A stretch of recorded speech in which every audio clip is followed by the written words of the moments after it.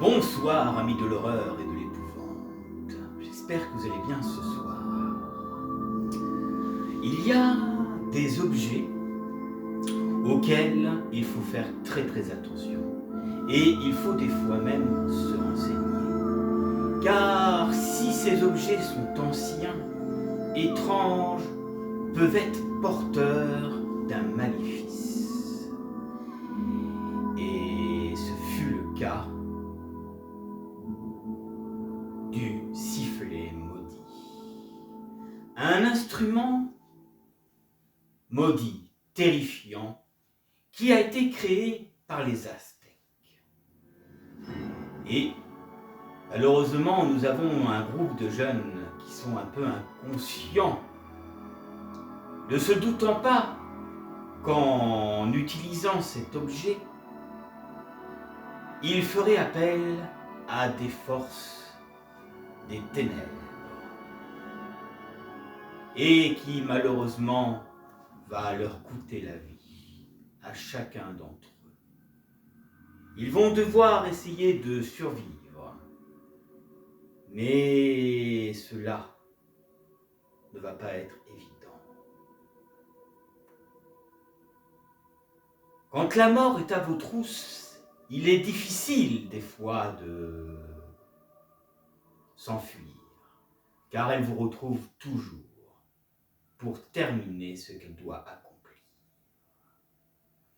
Et cela me rappelle une histoire et un film qui était sorti il y a quelques années, dans les années 2000 exactement, qui se faisait appeler Destination Finale. Mais cette fois-ci, dans ce film que nous allons parler ce soir, est un peu différent. Car, malgré tout, les Aztèques, même s'ils ont disparu, ils ont laissé quelques vestiges de leur connaissance. Mais, pour cela, il faut connaître un peu l'histoire des Aztèques, savoir un peu comment cette civilisation a disparu et comment ont-ils conçu des objets maudits comme ça qui pourraient vous poursuivis par un esprit ou par autre. Malheureusement, bien des questions restent sans réponse. Et ce soir, dans les vendredis de l'angoisse de Fenris et de Gripsou, nous allons vous parler un peu de ce film et de plein d'autres choses. Mais avant, j'ai quelqu'un qui a quelque chose à vous dire. Je vais lui laisser la parole.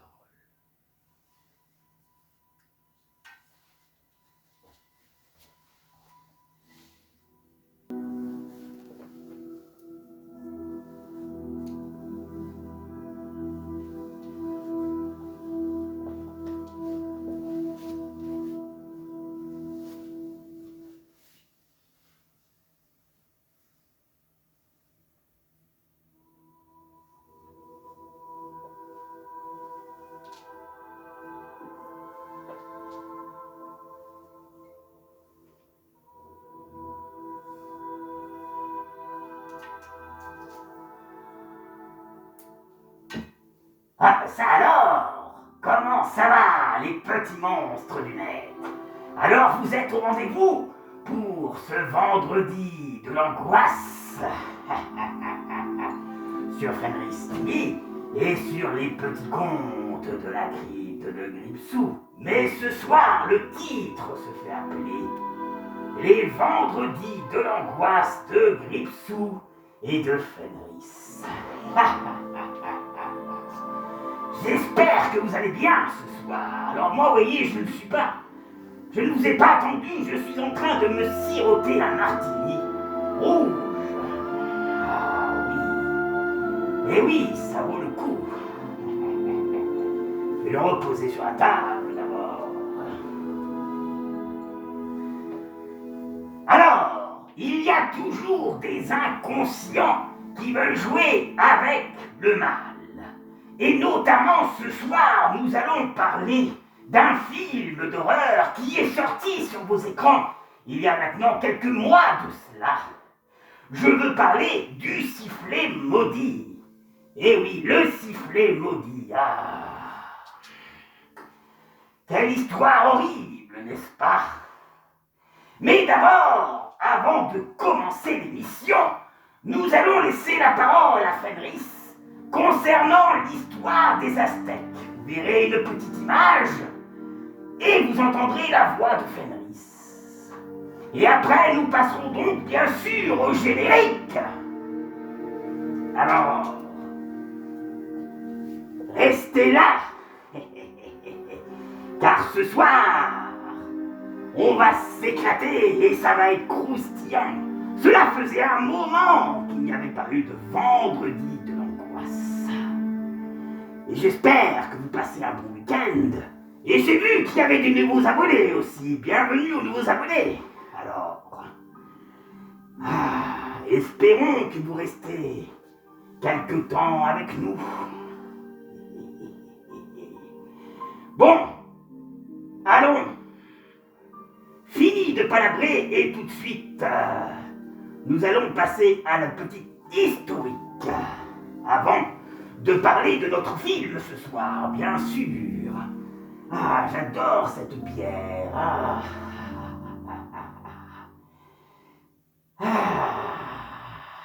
Allez, à tout de suite après le générique.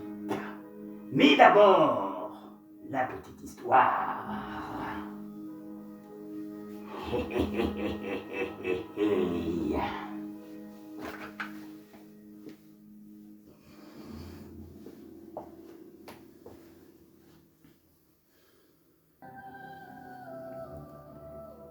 Les Aztèques au Mexique, le nom de leur capitale, Mexico, qui n'était autre que Tenochtitlan, sont un ancien peuple amarandin du groupe Naya, c'est-à-dire de langue nahuatl. Ils s'étendent définitivement et s'endatériser dans les plateaux centrales du Mexique, dans la vallée du Mexique, sur une île, le lac de Texcoco, vers le début du XVIe jusqu'au XVIIe siècle.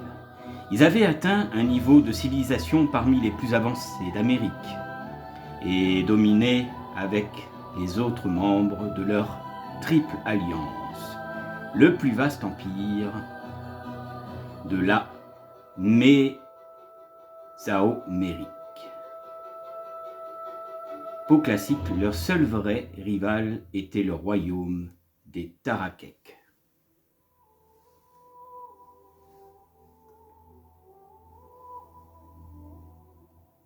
L'arrivée en 1519 des conquistadors menés par Hernán Cortés scella la fin de leur règne.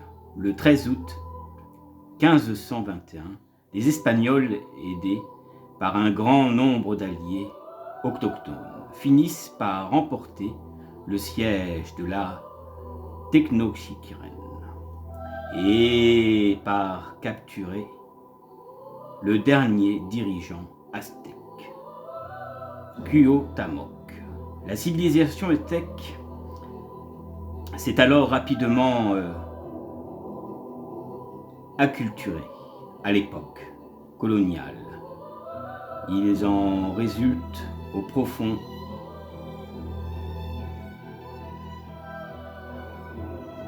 syncrétisme dans le Mexique actuel, entre les héritages aztèques et plus largement mésoaméricaines et espagnoles. Les études de cette civilisation précolombienne se fondent sur les codex mésoaméricains, livrés, écrits par les autochtones sur papier d'amat, et témoignages des conquistadors comtes Hernán Cortés et Bernat Diaz et del Castillo. Les travaux de chroniqueurs au XVIIe siècle, comme le Codex de la Florence compliqué par le moins fascinant Bernardo de Sanguine avec l'aide du collaborateur aztèque ainsi que depuis la fin du XVIIIe siècle.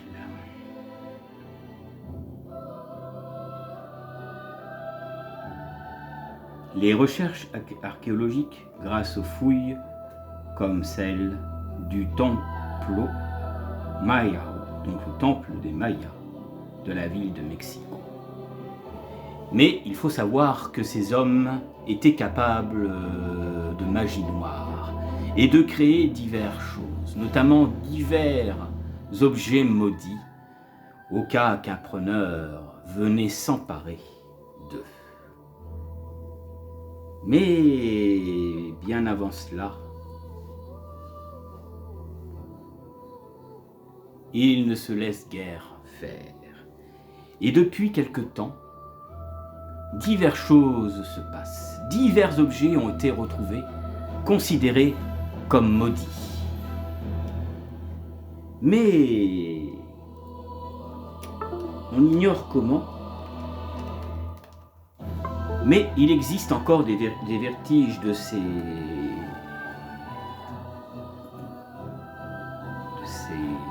culture.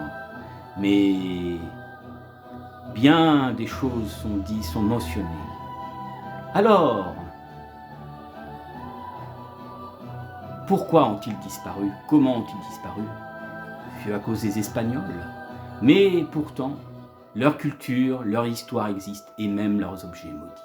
Et ce soir, dans ce vendredi de l'angoisse, nous allons parler d'un objet maudit aztèque qui a été retrouvé par hasard.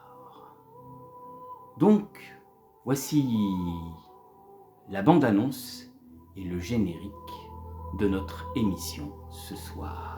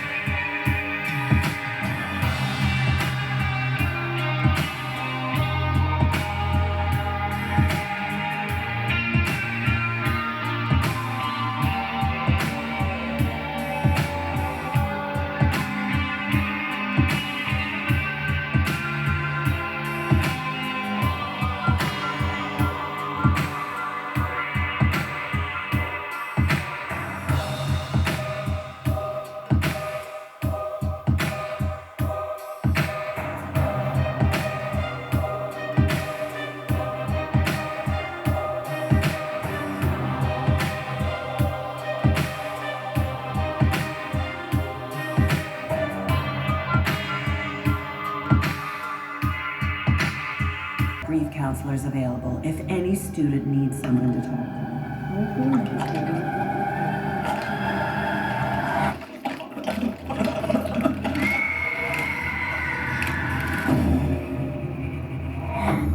You the new girl? Is that a fuck? No. Can you translate any of it? To talk? It can also mean to... Summon the dead. Go for it, babe. I dare you. I think I'm gonna pass on the whole ghost summoning death whistle.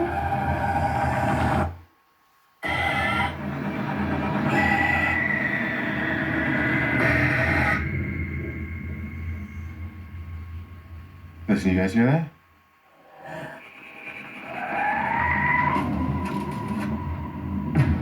The day you are born, so is your death. If you hear the whistle scream, dying is not a choice. Hello?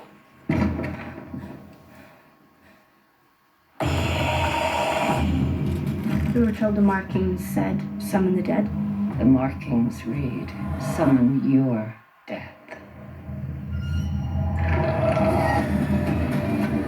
Our future death is hunting us.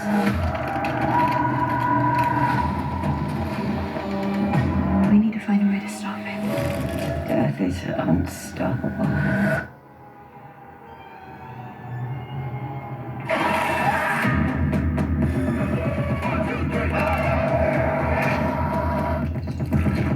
I'm not letting it get you. We're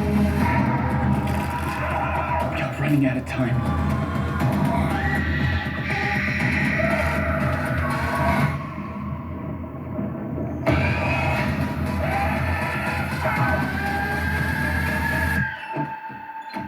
What if I don't want to die? Then you shouldn't have been born.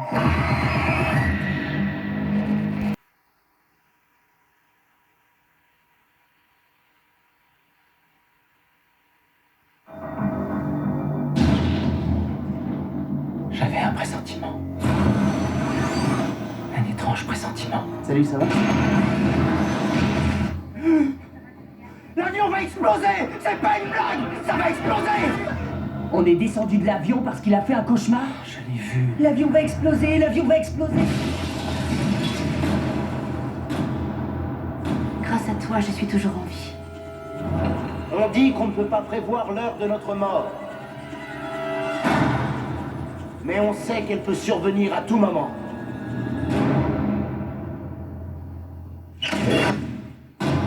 Et si Todd n'était que le premier de la liste? En descendant de l'avion, vous avez déjoué la mort. C'était un hasard. Dans la mort, il n'y a ni hasard, ni échappatoire. Il vous faut deviner comment et quand elle va revenir. Il y a un message derrière ce schéma. Il faut découvrir lequel, afin de déjouer de nouveau la mort.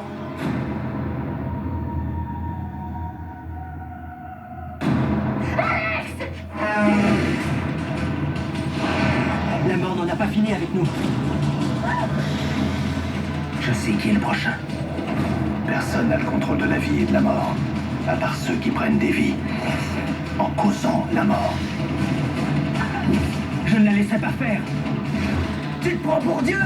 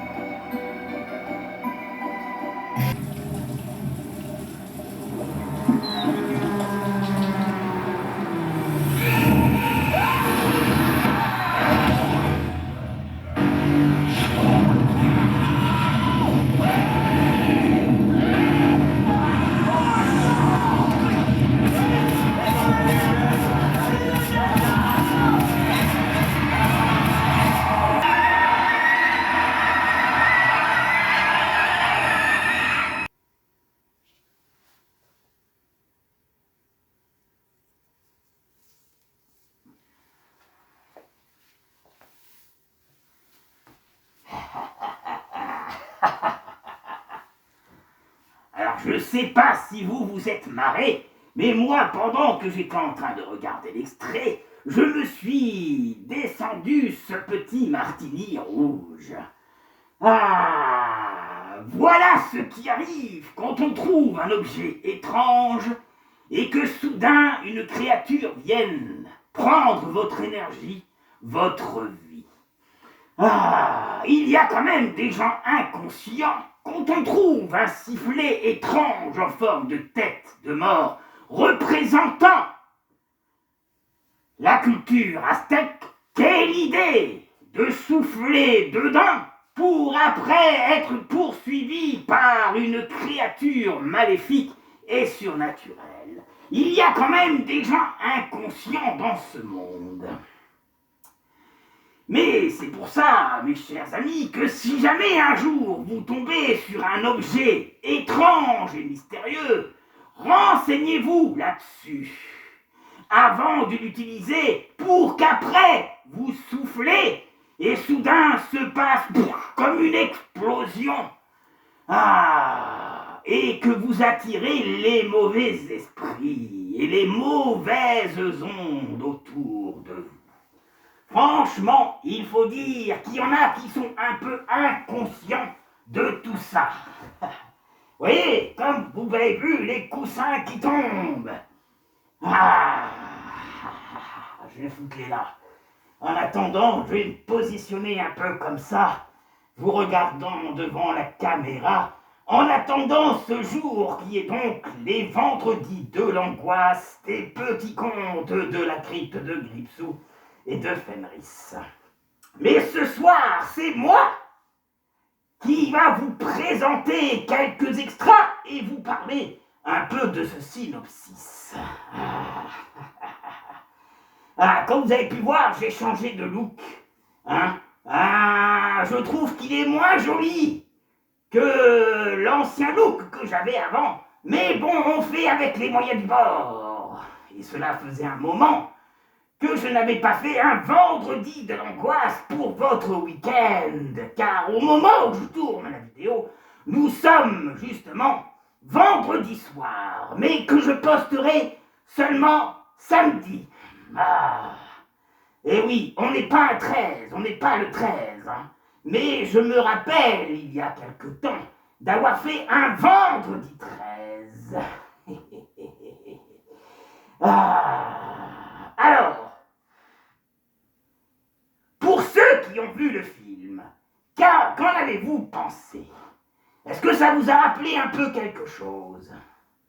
Dites-moi. Eh ben moi, je vous dis que oui, parce que pendant que je vous passais la bande-annonce, je vous ai passé la bande-annonce qui, je trouve, ressemble énormément à ce film, mais tourné d'une autre façon scénaristiquement. Mais bon, il faut quand même être starbé pour faire un film pareil. Même si la civilisation des Aztèques a disparu il y a bien des années. Et des années, je dis des années, des siècles, des siècles, des siècles.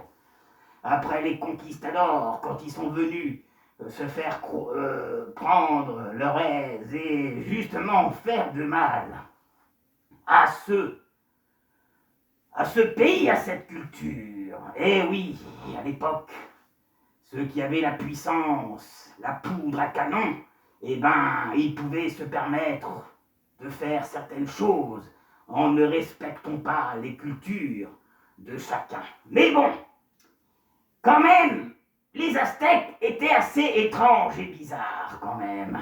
Ils arrivaient à créer des choses étranges et des fois on disait qu'ils sacrifiaient leurs femmes pour un dieu, lequel on ignore. Est-ce que c'était le dieu de la nature? Est-ce que c'était les volcans?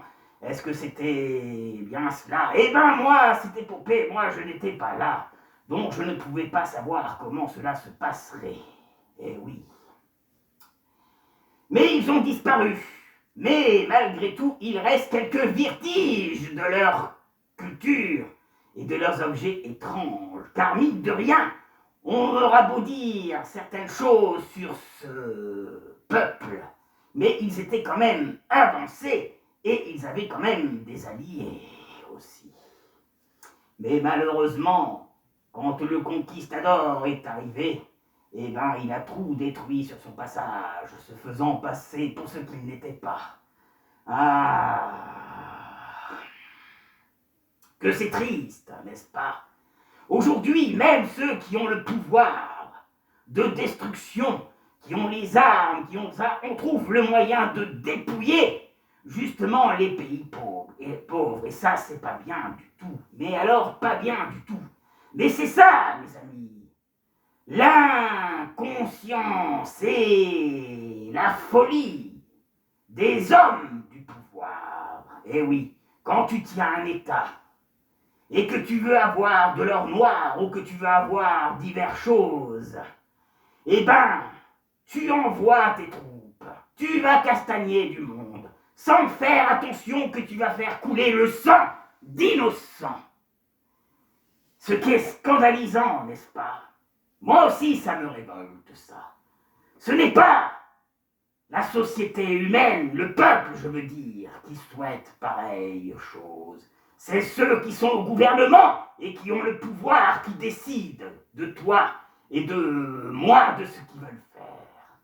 Si on avait un grand pouvoir pour descendre les États et les gouvernements, eh ben cela ferait le ménage. Eh oui, mais pour ça, il faudrait revenir au temps des rois et des princes et des princesses. Mais malheureusement, qu'est-ce qui a inculqué cette politique? Qu'est-ce qui a inculqué cette taxe, hein? Eh ben, ce sont les Romains, et il fallait qu'ils s'y prennent, et qu'ils les copient. Franchement, il y a des hommes complètement tarés.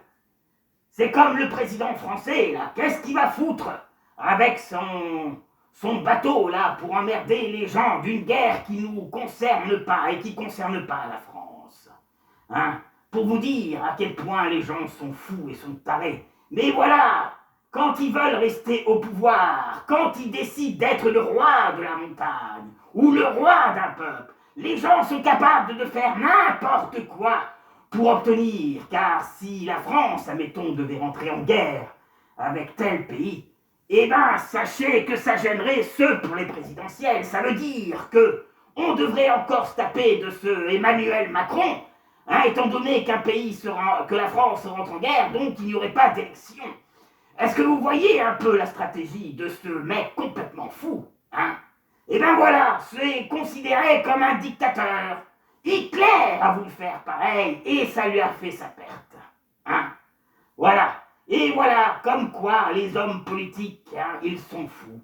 Eh oui.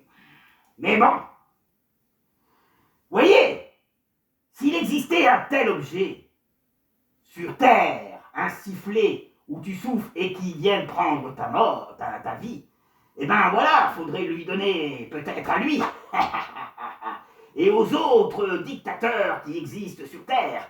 Ça ferait le ménage, car ça serait un esprit surnaturel qui s'occuperait de ces gens-là. Eh oui. Mais bon. Donc, nous arrivons en termes de ce film. Ce film, qu'est-ce que ce film veut dire? Eh bien, c'est un groupe d'étudiants qui trouvent cet objet étrange, lycéens, étudiants, et ne se doutant pas de ce qui va se passer. Alors, leur professeur, qui est un expert dans tout ce qui est objet étrange, mystérieux, considéré comme professeur d'archéologue, va essayer d'enquêter pour savoir ce que c'est cet objet étrange. Car quand on le regarde, on voit bien que c'est suspect. Alors, pourquoi les gens ont-ils l'intelligence de souffler là-dedans?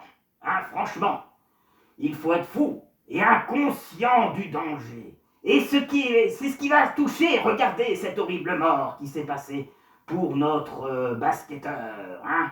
Et ben voilà, petit à petit, les gens vont devoir subir les conséquences de leur curiosité. La curiosité, comme on dit, est un vilain défaut chez l'être humain. Et oui, les trop curieux, eh ben, des fois, ont l'inconscience de s'engager dans quelque chose qui les dépasse et qu'ils ne connaissent pas. Et il y a pas mal de gens qui font cela pour faire des vues, pour faire diverses choses. Dire, regardez les amis, j'ai vu quelque chose de surnaturel, c'est fantastique, magnifique. Mais en gros, c'est quand même dangereux. Très, très dangereux. Car si tu n'as pas une maîtrise de la matière, si tu ne connais rien dans le domaine ésotérique, que tu es un débutant, mais que tu t'intéresses à ce genre de choses, comme la magie noire, comme la magie blanche ou comme diverses choses, je t'invite vraiment à ne pas le faire si tu n'as aucune connaissance, car si tu fais une chose pareille, eh ben, crois-moi que ça peut te retomber dessus. Alors, fais. Intéresse-toi à ce genre de truc avec quelqu'un qui s'y connaît, quelqu'un qui pourra t'initier dans ce milieu-là. Mais est-ce vraiment la bonne chose à faire? Pourquoi ne pas laisser les morts en paix? Pourquoi veulent-ils savoir ce qu'il y a après? Et malheureusement, avec ce qui se passe, avec les religions, avec plein de trucs encore qui se passent, eh ben, il y a certaines vérités qui sont fausses. Parce que on a eu des manipulateurs, on a eu des choses qui ont été réécrites. Mais nous n'avons pas les preuves à l'appui. Et ces derniers temps, depuis que l'IA est arrivée en France et partout dans le monde, eh ben voilà, il y en a qui s'amusent à déchiffrer une Bible ou quelque chose culturel ou religion pour essayer de définir des choses. Et croyez-moi les amis, l'IA a découvert des choses sur la Bible qui pourraient faire vous poser des questions. Eh oui, des questions auxquelles l'être humain n'est peut-être pas encore prêt à entendre. Mais bon, la folie des hommes, c'est ça, mes amis, la folie des hommes. Allez, ce que je vous propose, avant de vous lire un peu le synopsis de ce film intéressant pour ce vendredi de l'angoisse, laissez-moi vous montrer un autre extra. Vous en pensez quoi, mes amis? Comme ça, moi, je vais cirer encore mon petit martini et remettre les coussins à leur place. Ou d'une autre manière, je verrai. Allez, on se retrouve tout de suite après la séquence.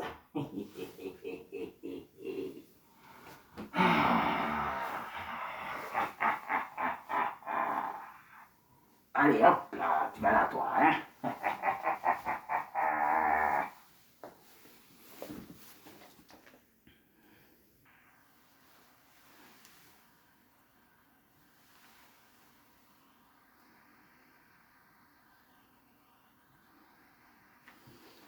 Franchement, regardez cette chose, elle est moche, hein? Alors pourquoi les gens sont-ils fous pour souffler après un truc laid comme ça?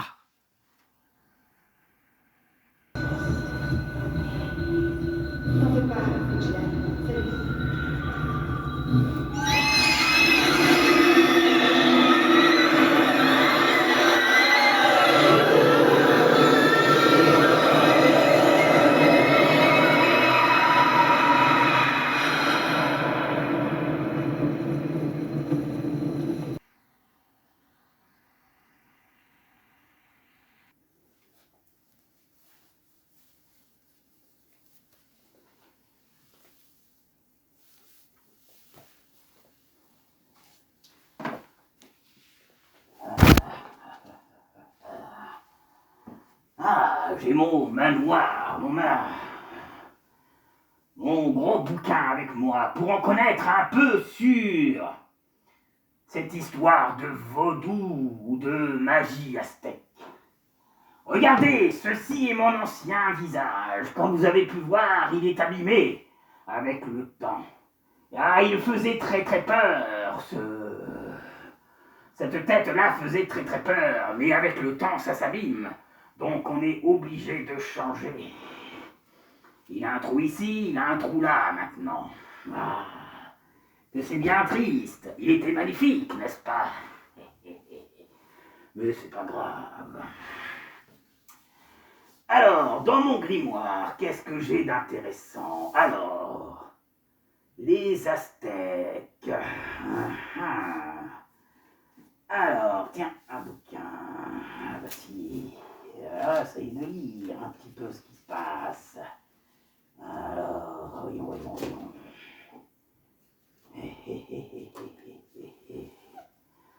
Il y a des siècles de cela, les Aztèques avaient un pouvoir magique, le pouvoir de créer sur des objets étranges et mystérieux représentant certaines figures de la mort,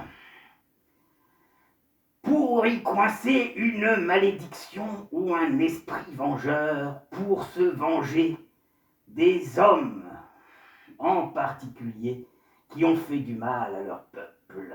Ils étaient très avancés au niveau technologique et au niveau d'incantation dans le domaine de la magie noire et aussi dans le domaine de l'herboriste pour soigner quelques maladies.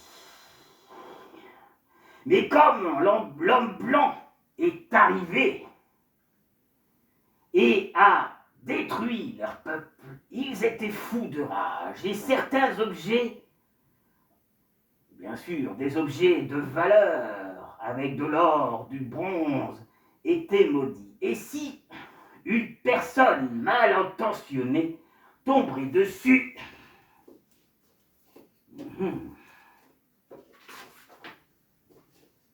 eh ben, il lui arriverait des malheurs.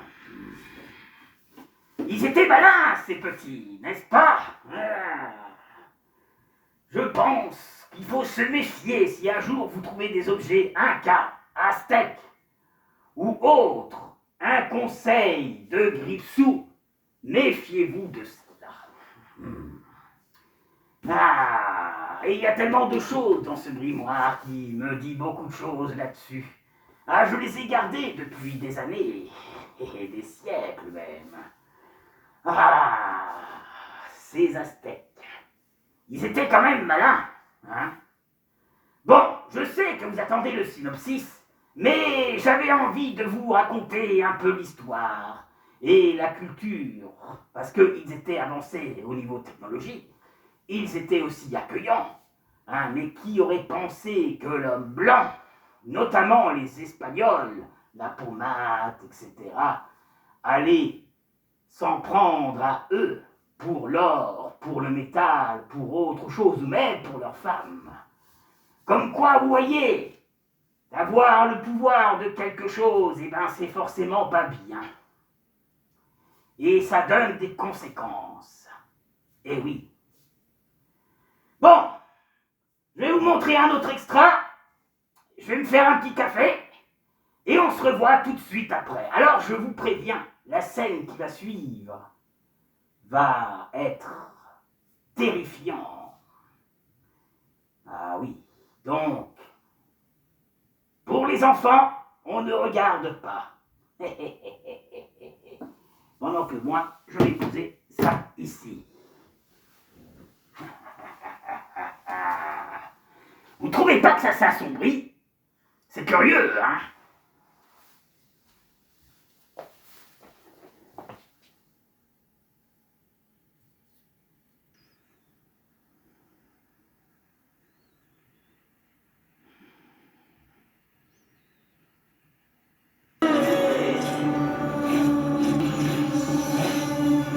Fous-moi la paix, vieille folle!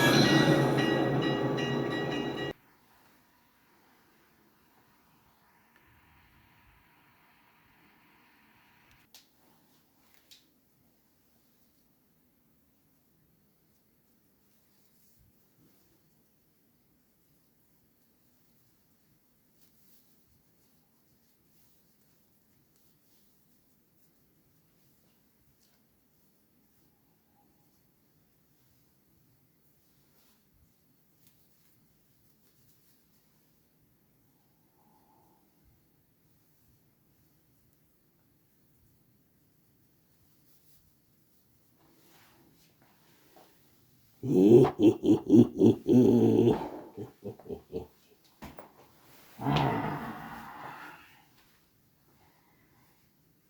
vous pouvez voir, j'ai toujours ma petite tasse avec moi. Donc, qu'est-ce que je peux vous dire sur ce film? Hein, mes chers petits monstres lunettes. Alors, Le Sifflet est un film d'horreur canadien et irlandais, réalisé par le réalisateur Corinne Herdy, écrit par Owen Eggleston. Il met en vedette Dan Kate, Sophie Nellis, Kate Wang et Jay Samway et Had Scobie, ainsi que Percy Henry, Witt, Michelle Filey et Nick Frost. Des acteurs qu'on connaît pas trop, à part la petite brune que vous avez reconnue certainement, qui joue un peu l'héroïne dans l'histoire, celle qui jouait X-23 dans le film Logan, si vous vous souvenez. Eh oui. Le film suit un groupe d'étudiants qui trouvent un sifflet de mort d'origine aztèque. Et alors ils découvrent que le son qu'il émet évoque leur mort. Oh là là là là là. Leur mort future. Et pour les traquer ensuite. C'est-à-dire que au moment où vous sifflez, vous êtes suivi par cet antagoniste qui vous suit et qui veut vous dévorer, prendre votre énergie. Et si vous avez remarqué, il prend à chaque fois la forme de vous, mais plus vieux, comme une vieille, comme une momie, comme quelqu'un qui se dessèche. Et oui, c'est quand même terrifiant, mais ça... Le film, donc, a été présenté en avant-première au Fantastic Fest le 25 septembre 2025. Puis, il est sorti aux États-Unis le 6 février 2026, au Royaume-Uni et en Irlande le 13 février. Tandis que nous, en France, il aura fallu attendre un petit peu, comme d'habitude. Donc, pour l'instant, le synopsis est très très court, comme vous pouvez le voir.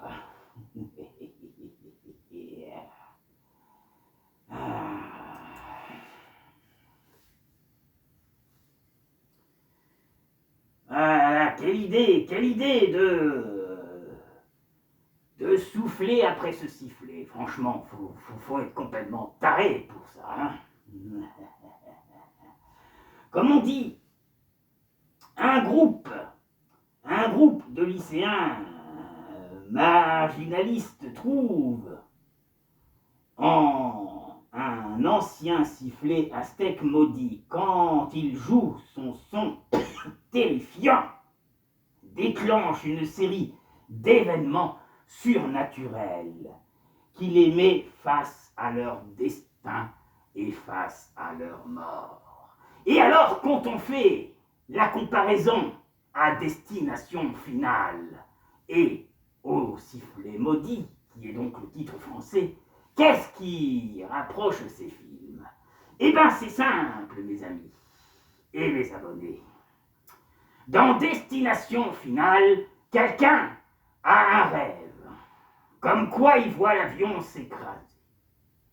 Et alors qu'ils étaient prédéfinis à mourir, eh ben, ils ont voulu déjouer la mort. Et le fait d'avoir déjoué la mort, vous savez que la mort n'aime pas perdre. Et quand c'est écrit que tu as fini, que tu dois mourir, que tu ne peux pas aller plus loin, eh ben, c'est fini. Mais bien sûr, l'être humain s'accroche à vivre. Et c'est vrai qu'ils étaient un peu jeunes pour mourir dans un accident pareil. Alors, qu'est-ce qui se passe dans ce scénario? Du coup, ils ont déjoué la mort. Et la mort, elle n'est pas contente et elle veut se venger d'eux. Alors, elle va s'y prendre autrement. Alors, on n'a pas un croque-mort avec une faux dans Destination Finale. Mais on ressent comme une présence maléfique, malfaisante, qui va s'en prendre petit à petit à nos étudiants. Ça, et qui meurent dans d'atroces souffrances, de morts monstrueux, terrifiants. Et le sifflet, c'est un peu le même concept, sauf que tu siffles et c'est toi qui appelles la mort. Franchement, il faut pas être doué pour faire un scénario de cette façon. Trouver un vulgaire sifflet et ensuite souffler pour après que la mort ou l'esprit maudit, l'antagoniste maudit te suit et te prend ton énergie vitale jusqu'à que tu te décomposes vivant. Voilà. Mais comment c'est tourné? C'est bien fait. Les effets visuels sont bien faits, c'est filmé bien aussi. Pour un film, il a quand même bien marché. Donc, on ne va pas dire que c'est moyen. C'est un film qui se laisse regarder. On m'a raconté que c'était tiré d'un livre de Stephen King. Vous savez que Stephen King, cet écrivain, quand il était jeune, il a eu des choses étranges dans sa vie qui se sont passées. Il a fait des cauchemars étranges et il s'est inspiré de ses propres cauchemars pour en fait créer et écrire des livres. Il y a des êtres comme ça qui ont subi des choses étranges dans leur vie et qui leur ont donné donc l'inspiration d'écrire pareilles choses. Alors, oui, tout le monde veut vivre, tout le monde ne veut pas mourir.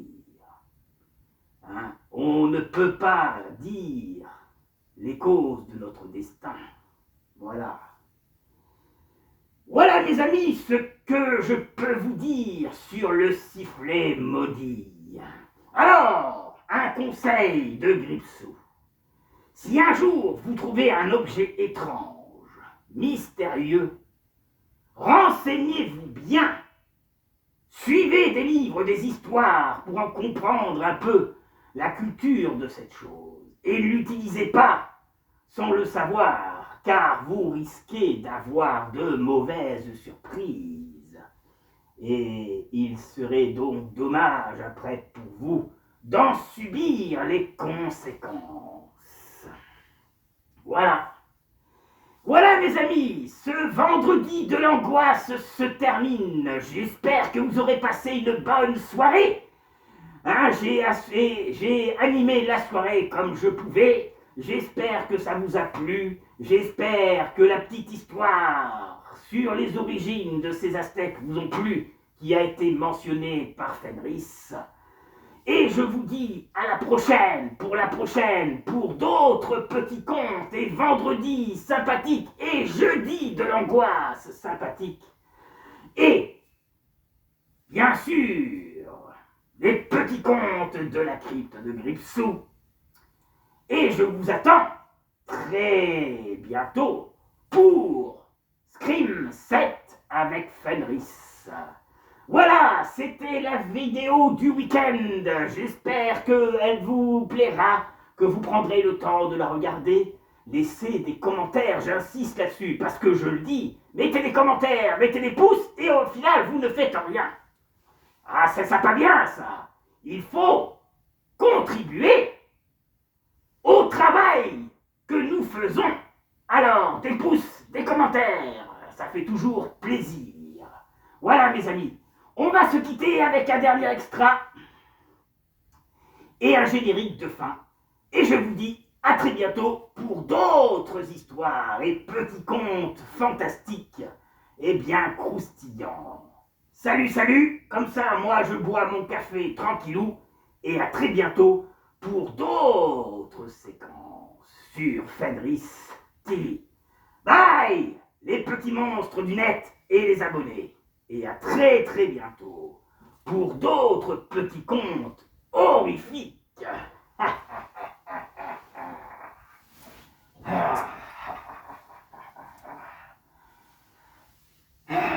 Et comme je dis, faites de super cauchemars.